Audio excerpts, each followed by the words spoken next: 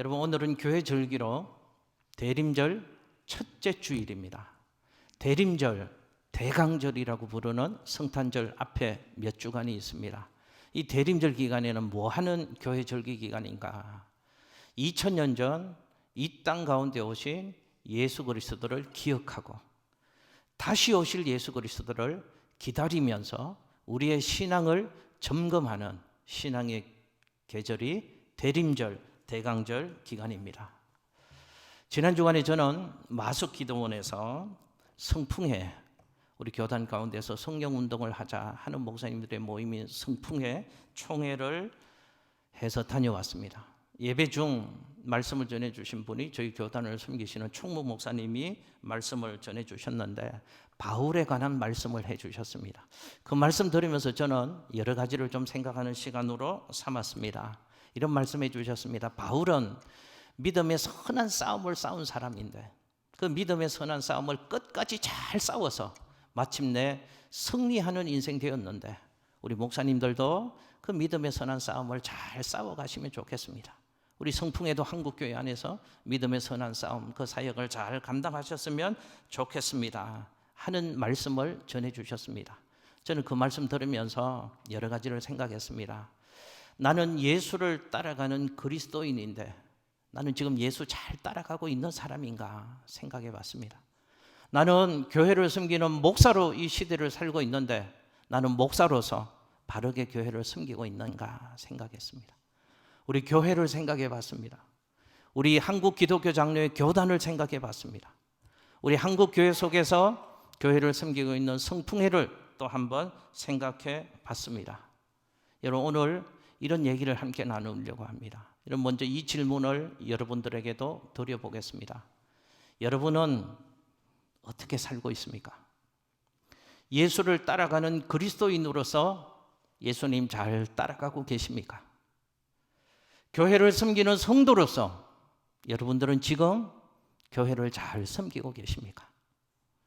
그렇게 신앙생활 하셔도 정말 괜찮으시겠습니까? 오늘 이런 얘기를 함께 좀 나눠보려고 합니다. 여러분, 성경에 오늘 본문 말씀이 사무엘상 6장 말씀인데요, 사무엘상 4장 이하에는 이스라엘 백성들 가운데 좀 부끄러운 역사가 사무엘상 4장 말씀부터 기록되어져 있습니다. 하나님의 임재를 상징하는 그들에게는 너무너무 소중한 것이 법궤라는 것이었는데 그 법궤를 자기들 필요대로 함부로 다룬 덕에 그 소중한 법궤를 이방나라 블레셋에 빼앗기게 되어지는 얘기가 사무엘상 4장 이하의 말씀에 나옵니다. 법궤를 빼앗은 블레셋은 그 법궤를 어떻게 했는가? 아소돗이라는 지역으로 옮겼고 그곳에 있는 다곤 신당에다가 하나님의 법궤를 들여다 놓게 되어집니다.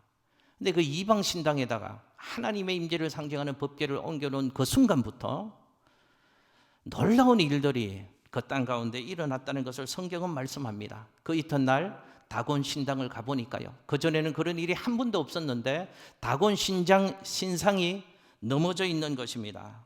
얼굴을 땅에 대고 그 우상의 신상이 엎어져 있는 모습을 그들이 발견하게 되어집니다. 한 번도 있지 않은 일인데 놀라운 마음으로 다시 원위치를 시켰습니다. 그런데 그 다음 날에는 더 이상한 일들이 다곤 신상에서 또 일어나기 시작합니다. 다곤 신상에 몸뚱이만 남겨져 있고 목도 떨어지고 두 팔도 떨어져서 문지방에 걸쳐 있는 모습을 발견하게 되어집니다. 아소도 사람들이 두려운 마음이 생기죠. 놀라게 되어집니다. 그리고 이 일만 있는 것이 아니라 그때부터 아소도 그 지역에 독종 질병이 그 지역의 사람들에게 퍼지기 시작합니다. 재앙이 발생하고 환란이 그 땅 가운데 일어나기 시작합니다. 아소도 지역의 사람들은 그전까지는 일이 없었는데 우리 지역에 독종 질병이 발생하고 이런 재앙과 환란이 일어나는 것이 아무리 생각해 보아도 이스라엘 민족에서 빼앗아온 저 법궤라는 물건 때문에 그런 것 같다라는 생각을 하게 되어집니다. 그래서 재앙의 원인이라고 생각했던 이 법궤를 다른 곳으로 옮기기를 시작합니다. 그래서 그 법궤를 가드라는 곳으로 옮겼습니다.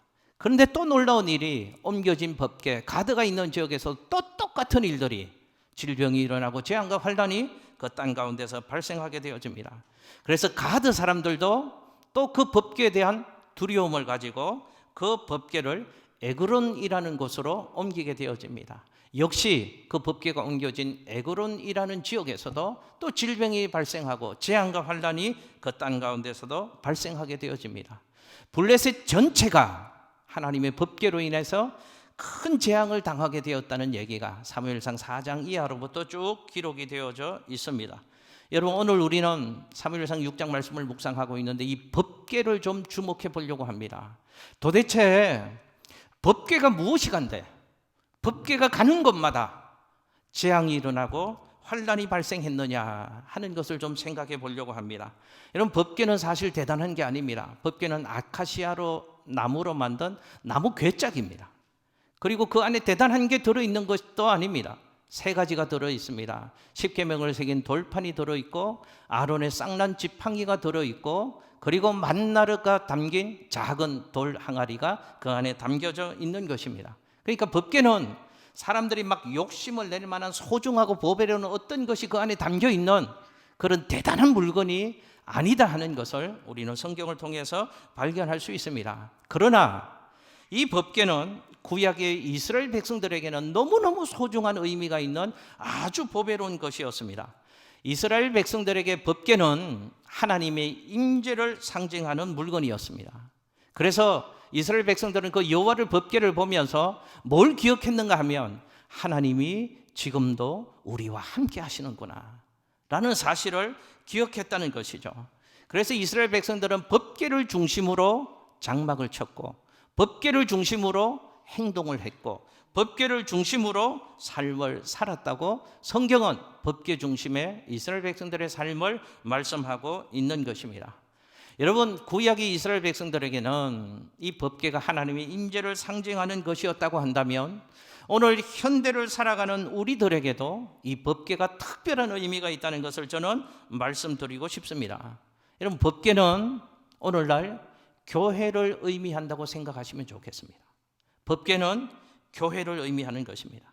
법궤가 하나님의 임재를 상징하듯이 교회도 하나님의 특별한 임재가 약속되어 있는 장소가 교회이기 때문에 그렇습니다. 여러분, 우리 하나님은 어떤 하나님이십니까? 우주 어느 구석에도 안 계신 곳이 없는 무소부재하신 분이 우리의 하나님이십니다. 동시에 우리 하나님은 특정한 장소에 특별한 임재를 약속해 주시기도 하셨습니다. 하나님의 백성들이 모임인 이 교회에 하나님의 상징적인 거처로 정하시겠다고 하나님이 우리에게 약속해 주셨습니다. 그래서 성경은 교회를 뭐라고 표현하는가 하면 하나님이 거하시는 하나님의 집이다. 그곳이 어디라고요? 교회가 그렇답니다.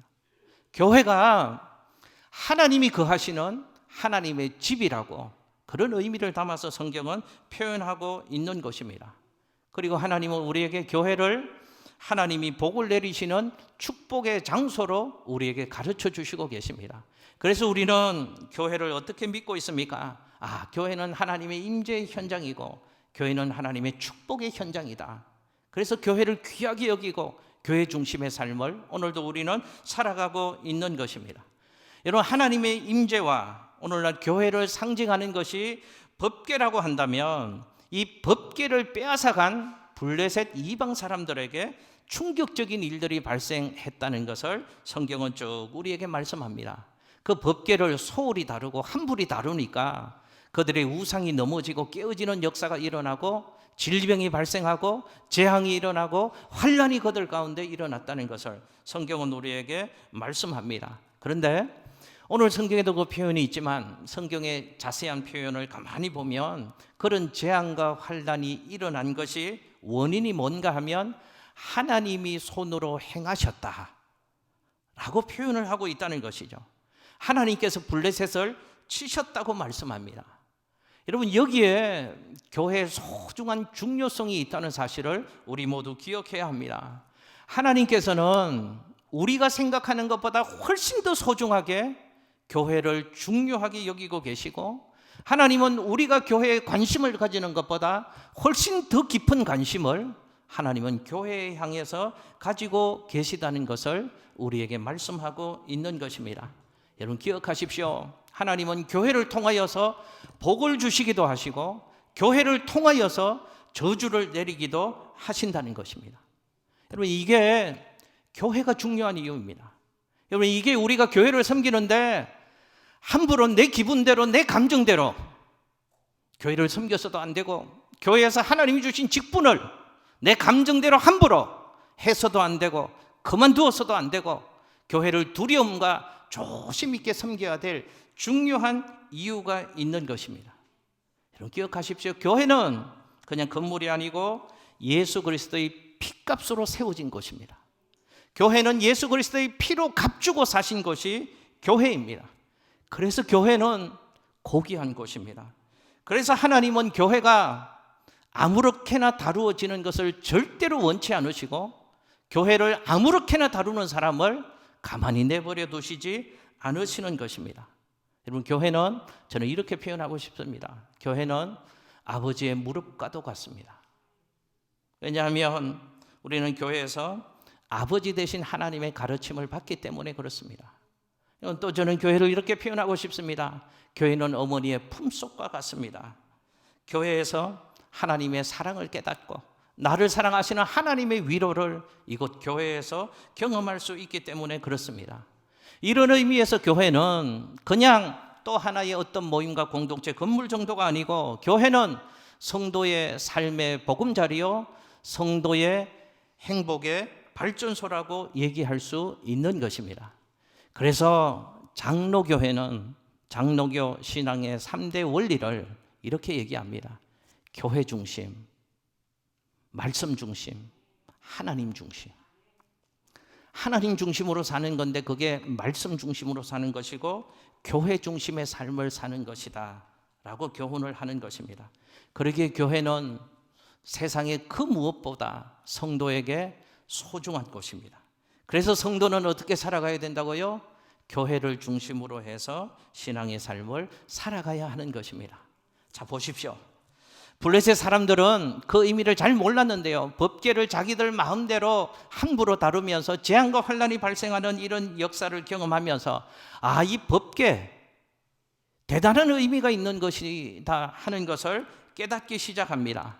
자신들이 그 하나님의 법궤를 함부로 대했던 일 때문에 큰 재앙을 자기들이 받게 되었다는 것을 깨닫게 되어지자 이 법궤를 다시 원래 하나님의 백성들에게로 이스라엘 백성들에게로 되돌려 보내려고 합니다. 그 얘기가 오늘 본문에 있는 얘기입니다. 여러분 화면에 사무엘상 6장 7절에서 8절 말씀 화면 보시고 함께 읽겠습니다. 시작.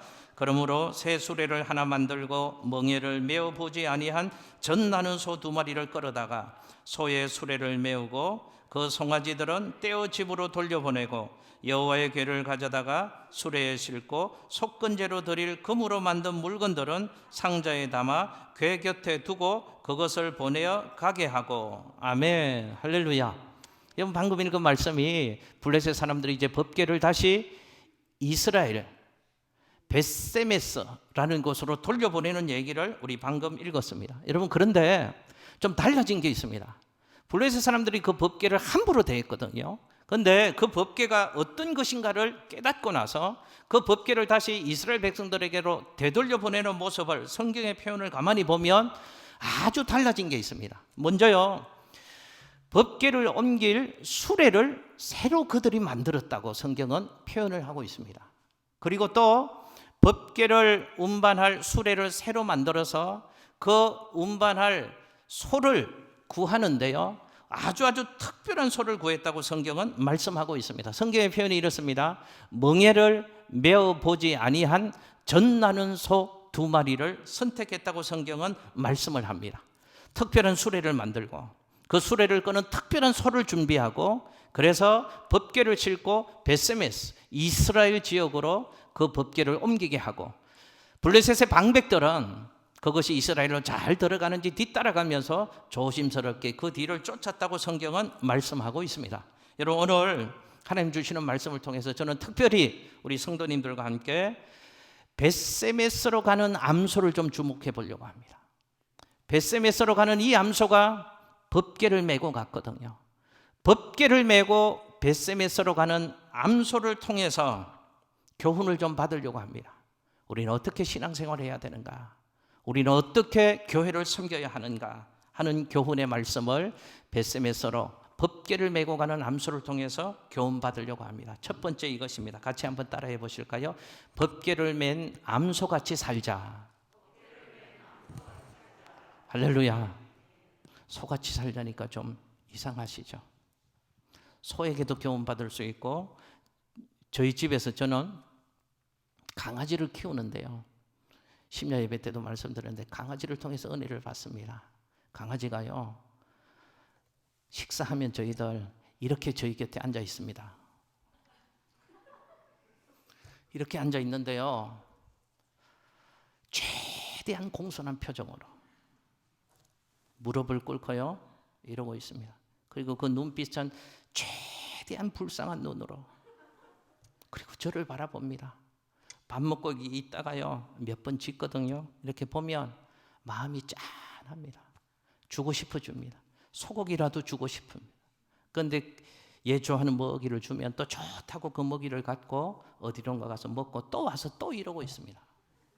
여러분, 제가 그 모습 보면서 이런 생각이 들더라고요.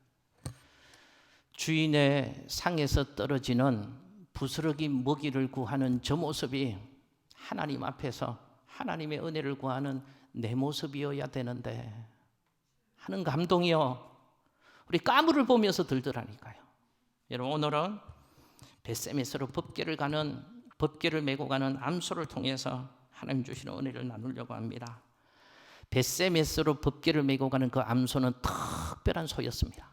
여러분, 세상에는 소들도 많고 수레도 많습니다. 그러나 벳세메스로 법궤를 메고 가는 그 암소는 특별한 의미가 있습니다. 무엇이 특별합니까? 선택받았습니다. 무엇을 하도록요?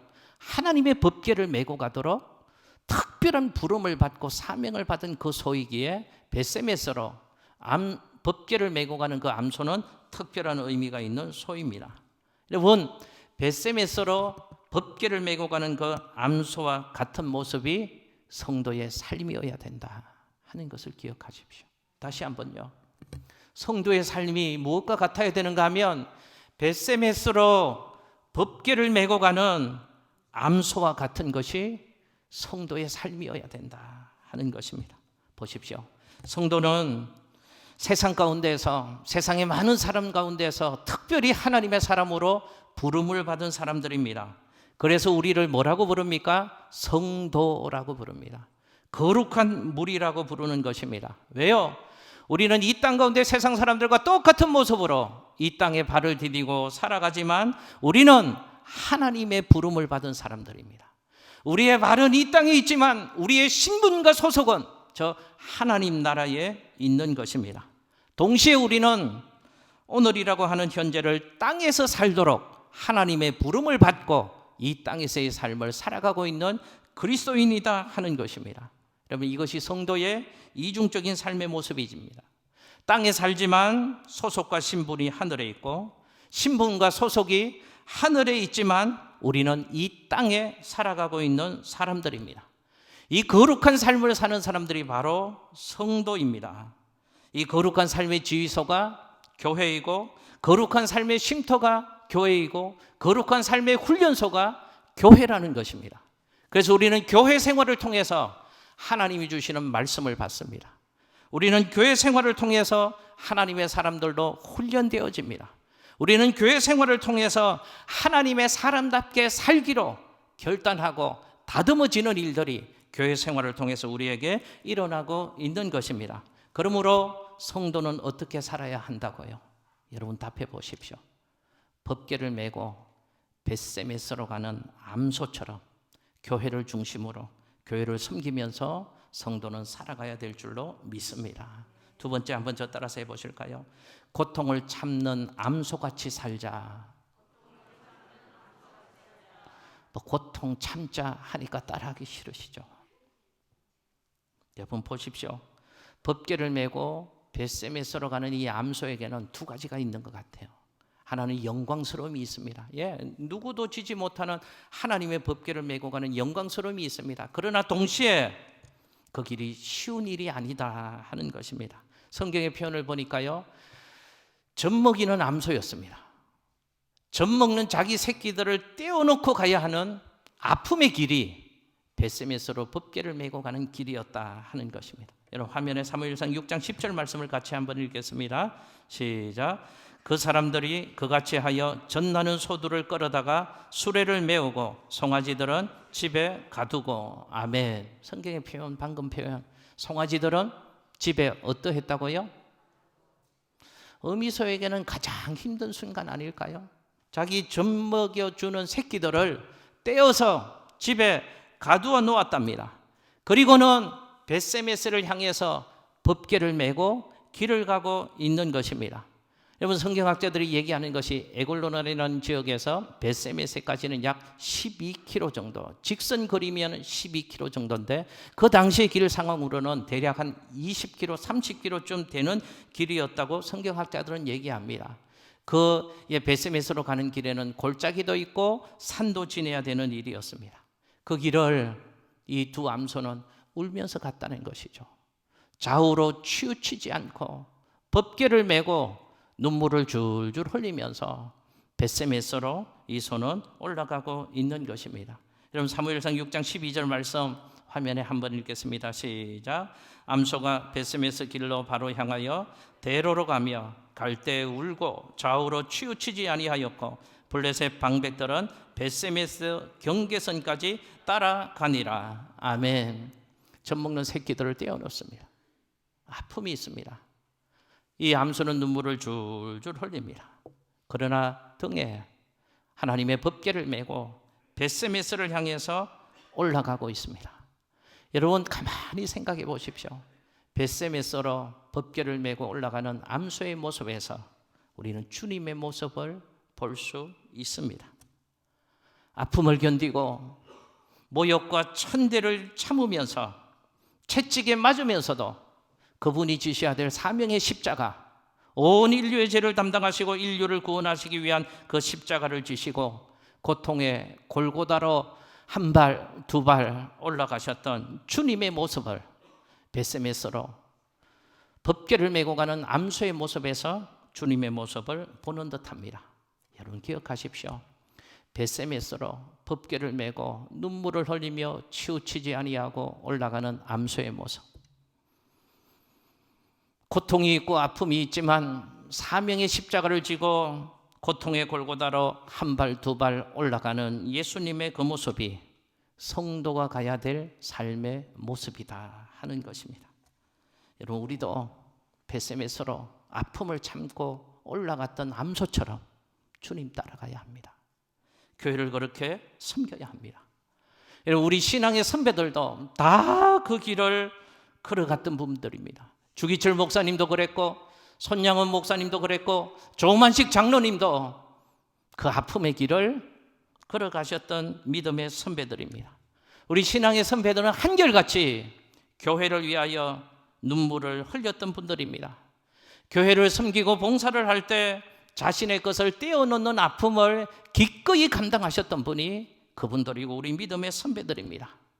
일제 침략 때도 6.25 전쟁통에도 생명을 내어놓고 신앙을 사수하고 교회를 지켰던 분들입니다. 그래서 그분들 덕택에 우리는 이 교회에서 신앙생활을 할 수 있는 것이고 그분들 덕택에 우리는 아름다운 신앙의 유산을 물려받고 신앙의 삶을 지금 살고 있는 것입니다. 사랑하는 성도 여러분, 현대 교회를 섬기는 그리스도인들, 현대 예수를 믿는 그리스도인들의 약점이 있다고 생각합니다. 현대 그리스도인들의 약점이 무엇인지 아십니까? 신앙생활을 너무 쉽게 하려는 것입니다. 너무 값싼 은혜만 교회 안에서 구한다는 것입니다. 마치, 죄송합니다, 제 표현을 이해해 주십시오. 신앙생활을, 교회 섬기는 것을 취미생활 하듯 합니다. 교회를 섬기는데 내 것을 떼어놓는 아픔을 겪으려 하지 않는 것이 하나님 앞에서의 불충하고 죄송하고 마음에 걸리는 모습입니다. 여러분 보십시오. 일주일 중에서 하루를 떼어놓는 아픔을 감당하지 않으면 우리는 주일을 거룩하게 성수할 수 없는 것입니다. 하나님이 모든 것 주셨는데 하나님 주신 내 소득 중에서 10분의 1을 떼어놓지 않으면 주님 앞에서 바른 헌금의 삶을 절대로 살아갈 수 없는 것입니다. 하나님이 내게 많은 것들을 주셨는데 내게 주신 인생의 그 많은 것들 가운데서 내 것을 떼어놓는 수고와 아픔을 극복하지 않으면 우리 신앙생활 제대로 할 수 없다는 사실을 여러분 기억하셔야 합니다.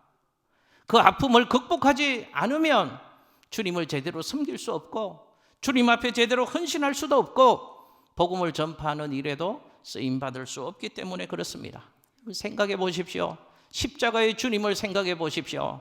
주님은 사랑받을 자격 안 되고 수준 안 되는 나를 위하여서 나를 구원해 주시려고 나를 사랑하셔서 십자가 위에 올라가셨고 그 십자가 위에서 내 죄를 대신해서 물 한 방울 피 한 방울 남김없이 쏟아주셨고 그 살들을 다 찢어주셨습니다. 그 주님의 내어주심으로 그 은혜로 우리는 예수 믿고 구원받고 천국 소망 가지고 이 땅에서 성도로 살아가고 있는 것입니다. 그런데 우리는 주님을 위해 아파하지도 않습니다. 주님을 위해 수고하지도 않습니다. 주님 위해서 희생하려고도 하지 않습니다. 여러분 기억하십시오. 그 길은 성도가 가는 길이 아니라는 사실을 여러분 분명히 기억하셔야 됩니다. 그렇게 교회를 섬기는 것은 제대로 섬기는 것이고 바르게 섬기는 것이 아니라는 사실을 여러분 기억하셔야 됩니다. 여러분 우리 성도님들은 그랬으면 좋겠습니다. 너무 쉽게 예수 믿고 너무 편하게 교회 생활하려고 하지 마십시오. 그거 제대로 예수 믿는 것 아니고 제대로 교회를 섬기는 게 아니기 때문에 그렇습니다. 수고하고 희생해야 주님을 제대로 따라가는 것입니다. 여러분 신앙생활하고 교회가 제대로 건강하게 부흥하려면 세 가지의 물기가 있어야 된다고 얘기합니다. 여러분을 점검해 보십시오. 그 세 가지의 물기는 기도의 눈물방울이 있어야 된답니다. 수고의 땀방울이 있어야 된답니다. 헌신의 핏방울이 있어야 된답니다. 여러분 어떻게 잘 살고 계십니까? 여러분은 기도의 눈물방울이 있으십니까? 주를 위하여 주님의 몸된 교회를 위하여 땀 흘리는 땀방울이 있으십니까? 주님을 위하여 헌신하는 핏방울이 여러분들에게는 있으십니까? 제가 부족해서 제가 목회를 잘 못해서 그랬지만 저는 우리 교회 성도님들이 좀 바르게 하나님 따라가고 바르게 교회를 섬기는 성도가 되었으면 좋겠습니다. 시대가 변했다고 얘기합니다. 아니 성도들에게도 그런 모습 찾아볼 수 있지만 죄송합니다. 요즘 부교육자를 함께 섬길 부교육자를 구하면서 제 안에는 많은 갈등과 고민이 있습니다. 어쩔 수 없는 시대 속에서 목회를 하는 후배 목회자들이지만 교회를 선택하는 첫 번째 조건이 복지입니다. 복지. 어떤 교회에서 어떤 대우를 해주나 여러분 욕할 수도 없습니다. 시대가 그렇잖아요.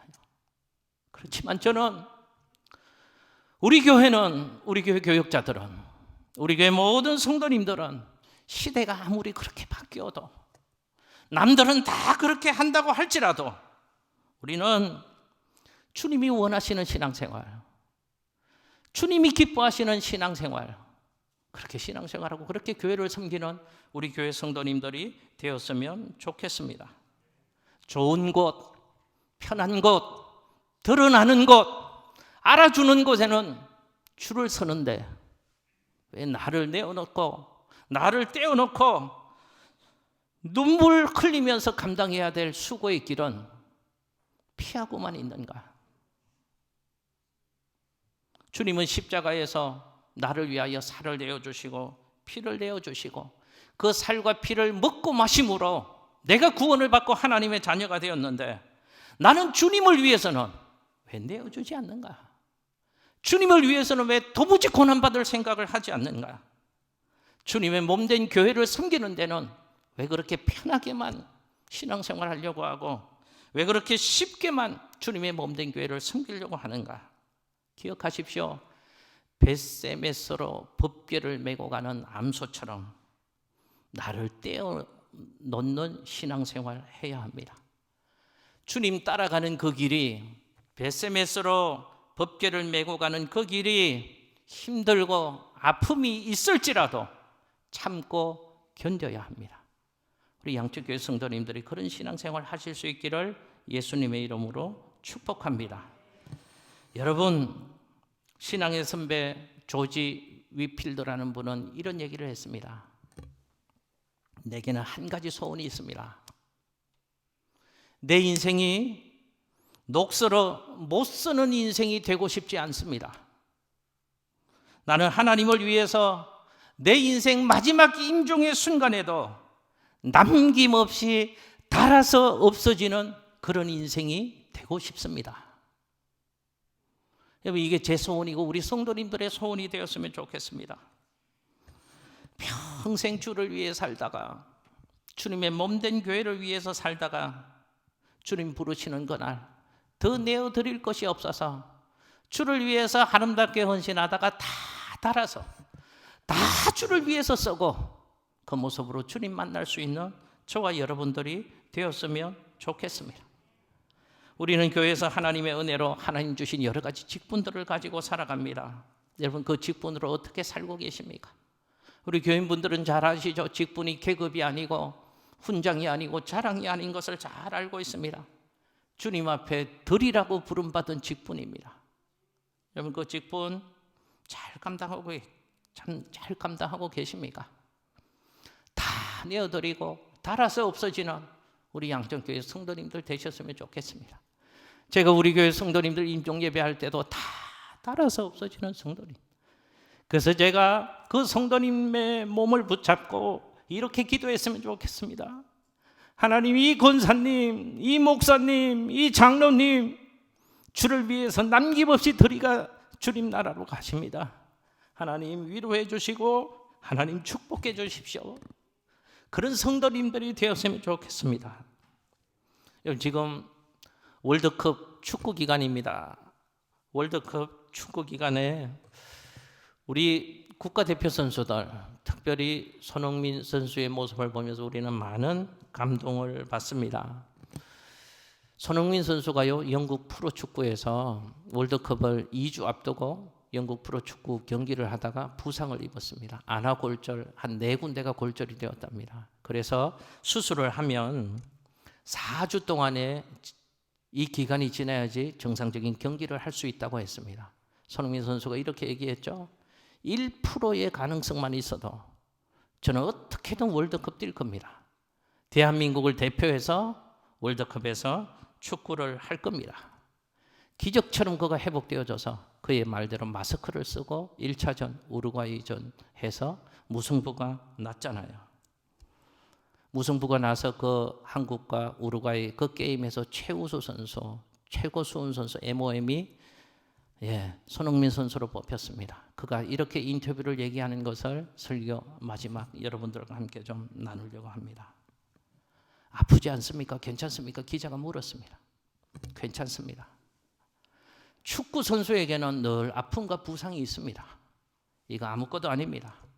그런데 월드컵에서 대한민국의 부름을 받고 나라의 부름을 받고 나라를 위해서 뛸 수 있다는 것이 제게는 영광입니다. 이 부상 아무것도 아닙니다. 괜찮습니다. 하는 얘기를 하더라고요. 제게 은혜가 되었습니다. 나라의 부름을 받고 나라를 대표해서 뛰는 것도 영광인데요. 우리는 이 많은 사람 가운데에서 하나님의 부르심을 받고 하나님의 사람으로 부름을 받고 이 땅을 살아가고 있는 그리스도인입니다. 그리스도인입니다. 하나님 부름 받고 하나님 나라와 하나님 영광 위에서 멋진 삶을 살라고 하나님이 우리를 불러주시고 우리와 함께 하고 계시는 것입니다. 여러분, 축복합니다. 주를 위해서 좀 희생하시고 기도의 자리에도 동참하시고 헌신의 자리에도 동참하시고 다 주를 위해서 내어드리다가 주님 부르시는 그날 주님 앞에 서서 다 주를 위해서 내어드리고 남겨두지 마십시오. 다 주를 위해서 내어드리고 달아서 없어진 모습으로 주님 품에 안겨서 주님이 우리를 그렇게 안으셨으면 좋겠습니다. 너 잘 살았다. 너 열심히 살았구나. 제대로 살았구나. 주님이 우리를 꼭 안아주시고 세상에서는 경험할 수 없는, 세상에서는 표현할 수 없는 칭찬과 상급과 영광과 면류관의 주인공이 우리 양천교회 성도님들 되셨으면 좋겠고 우리 교회가 될 수 있기를 예수님 이름으로 축복합니다. 기도하겠습니다.